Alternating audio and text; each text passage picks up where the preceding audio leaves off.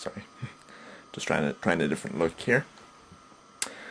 Well, first of all, before I get started, just wanted to give 2 thumbs up to my 2 new subscribers, my 2 only subscribers so far. So there's 1, I'm holding the camera with another hand, so 2, there's 2 thumbs up.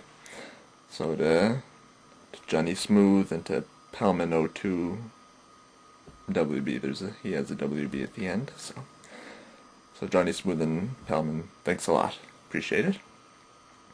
People, subscribe, please, please. These 2 subscribers are motivating me to do more videos. So, well, one of my careers in the past used to be a news anchor, a newscaster. Well, more an anchor because I was at the desk. This was 9 years ago. It's almost a decade ago.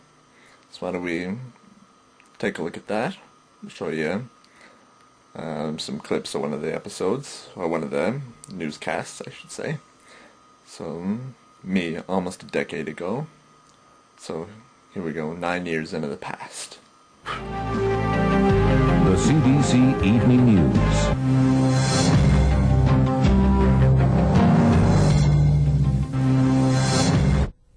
Well, good day, everybody. Welcome to another episode of Newsday.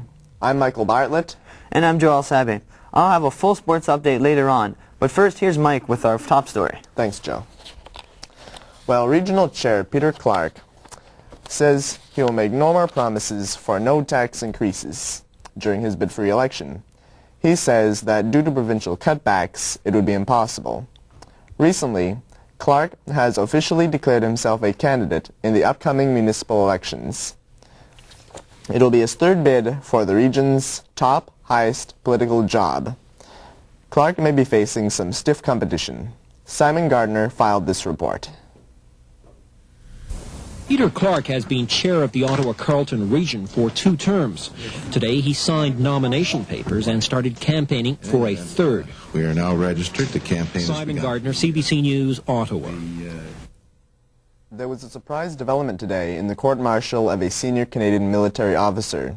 Doug Kay pleaded guilty to a charge of negligent performance of duty.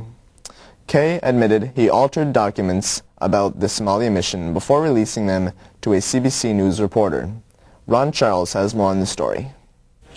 The charge Commander Doug Kay pleaded guilty to related to his time as a Director of Public Affairs Operations for the military. He performed his duties negligently when he failed to give a journalist the proper Somalia documents requested under the Access to Information. Ron Charles, CBC News, Ottawa. The opposition at Queen's Park has succeeded in delaying the passage of the Harris government's Fewer School Boards Act. Opposition parties have been working long hours introducing new amendments. There are so many changes that it would be virtually impossible for the province to pass the education bill this week. CBC's Matt Maychek has the story. We're going there. To that door there, Howard. Yes.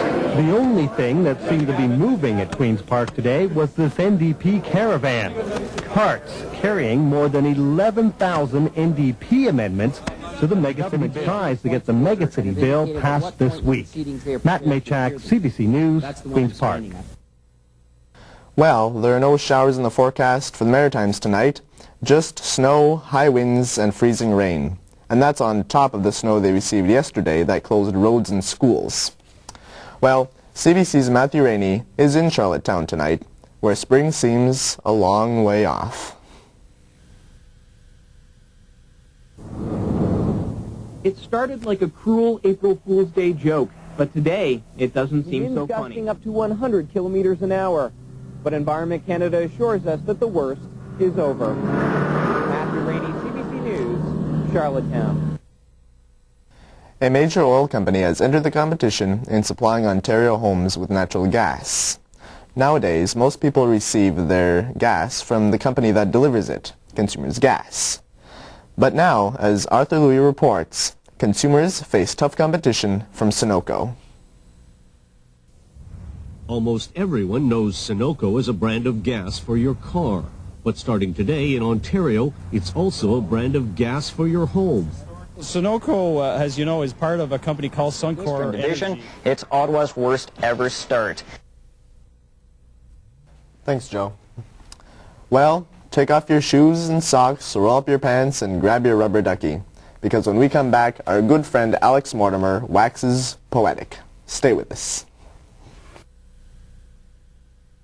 You're new here, aren't you? So Green Weed and Feed. It's guaranteed, so your lawn can party on. Well, before radio or television, even before newspapers, epic events were recorded by poets. The poet would then recite his poem in the town square. Well, we invited local poet Alex Mortimer, who often uses television images for inspiration, to write about this week's dramatic news event, the Manitoba floods. Finds them rolling in from parts unknown. Who is my hairstylist?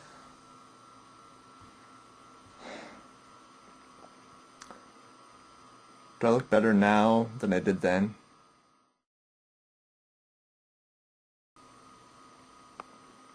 Why don't you be the judge? Maybe I never look good at all, then or now. But that's okay. Because I'm me. And I like me. That's do my therapy on my own.